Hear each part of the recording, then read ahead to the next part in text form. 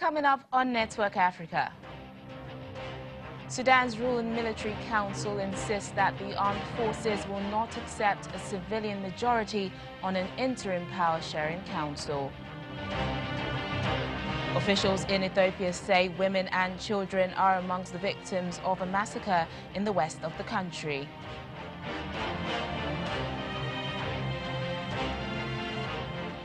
Plus, DR Congo increases security for health centers and healthcare workers after attacks on Ebola treatment centers.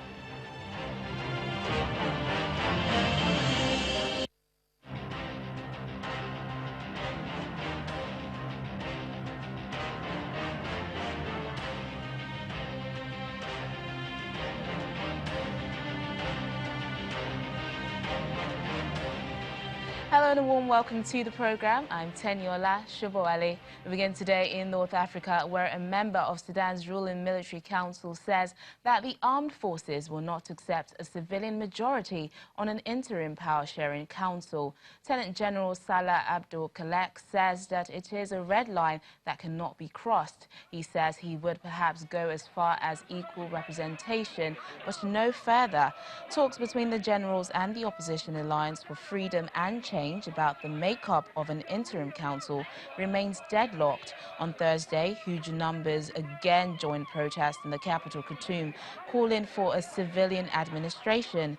Meanwhile, Lieutenant General Abdul Khalek says he will be prepared to give an immediate amnesty to long-standing rebel leaders.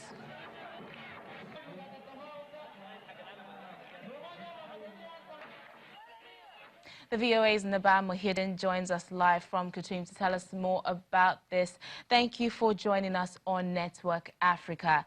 It seems the military council is not ready to accept a civilian majority on an interim power-sharing council.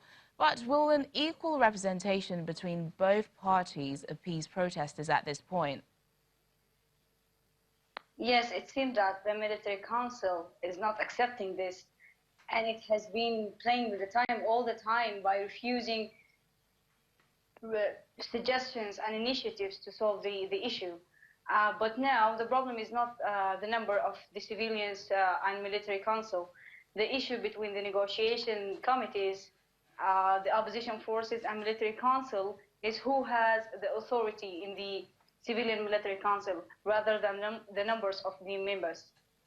Okay, another interesting thing we're hearing is we understand that Sudan's public prosecutors ordered the ousted president, Omar al-Bashir, to be questioned on charges of money laundering and financing terrorism.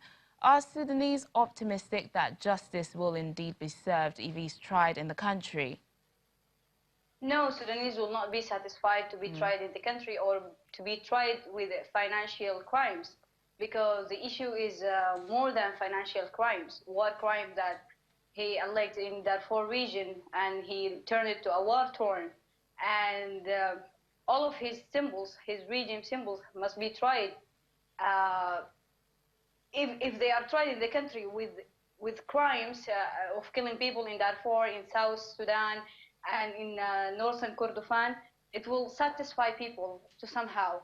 But International Criminal Court, if the military council hands him over to International Criminal Court, that will satisfy people more, because they are chanting now in the sitting area that Bashir must go to ICC, because they know his regime and the military council and politicians in Sudan will not do this, will not hand him over and will not try him seriously. Well, there are also fears that the crisis in Sudan is being influenced by some external parties like Saudi Arabia, the UAE and Turkey. Do you agree with this? And are we looking at another Syria in the making? Yes, we are not expecting another Syria, but we are expecting a big conflict between the camps, Turkey, Qatar camp and Emirates Saudi camp in Sudan. And that was a mistake by al-Bashir regime. Because as Islamist, he has a camp, he was serving the camp of Turkey and Qatar. And as a military personnel, he was serving the camp of Saudi and Emirates, especially after Yemen war. So right now, because of the international agreement that he already had with both camps, they think that they have a right in Sudan. and the influence they are trying to do it more than a decade before by controlling the agriculture schemes and animal wealth, and trying to put a hand in Sudan in the port area, Port Sudan port issue that Emirates and Turkey has been conflicting under the cover of the Sawakin Island, that well-known issue in international media. So yes, we are expecting a bigger conflict between the two camps to control Sudan in order to have good access to Horn of Africa, yeah. VOA's Naba Muhidin, thank you so much for speaking to us on Network Africa. Moving on to other stories, officials from the Ethiopian regions of Hamara and Benishangul Gumuz are working together to try and deal with an upsurge of ethnic clashes that has left many people dead.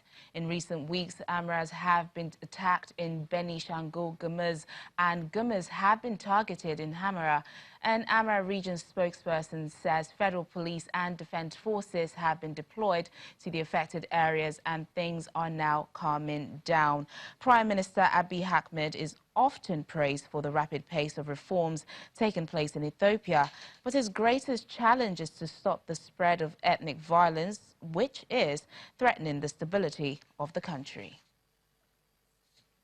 Now, following a shocking spate of attacks on temples, churches and mosques in various parts of the world, the United Nations has held a 3-day summit to establish international guidelines for combating hate speech and to protect religious minorities as well as refugees and migrants. The meeting, billed as the second global summit on religion, peace and security, has been described as a collective global response to the increasing divisions between nations and people in a time when parties are challenging democracy. Adama Ding, Under Secretary General and Special Advisor on the Prevention of Genocide, says that the focus of the summit is to connect various relevant stakeholders, diplomats, politicians, religious leaders, academics and civil society for a plan of action to better protect minorities. We are speaking about peace. We are speaking about justice, speaking about strong institutions. When we see the climate around the world today, just a couple of days ago, we witnessed the horrific attack of a synagogue in the United States. Just before that, we had a church burned in Burkina Faso. We had also mosque attack in New Zealand. We had Sri Lanka. So what's wrong in this world? It's easy to accuse the extreme right-wing leaders, but what are the others doing? They need to be more speaking out. They should be better mobilized. But sometimes you see also the political opportunism, even in those camps. So this is a matter which needs to be addressed. And particularly, as I said today, in Europe, the sign of the 30s are resurfacing. And we need to bring to an end this cynical politicians' discourse. I mean, no migrants, no refugees is responsible of what is happening, of their failing their economy or whatever. Big massacres start always with small action and language.